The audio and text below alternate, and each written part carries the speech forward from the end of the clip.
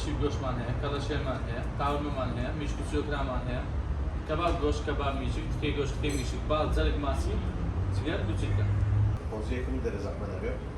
لەگەڵ بریانی لەگەڵ ئاوی گۆشت و فەڵسوێ و فەدا دەرەزەحمە نەبێت لەگەڵ ماستاوێکی کوردی خۆماڵیمان بێت زەحمە نەبێت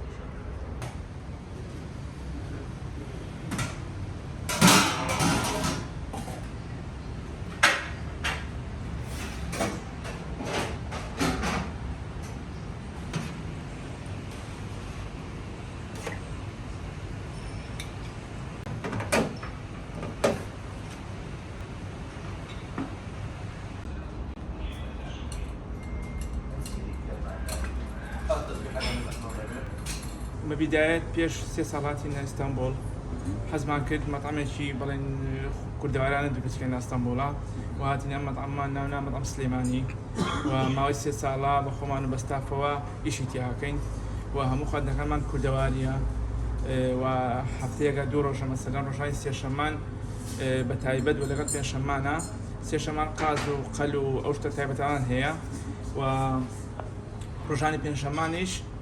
تایبەتە بە سەرروپێ و هەموو خواردنەکانمان کوردەواریە و هەمومان ستافێکی لەم مەطعمە ئیشەکەین.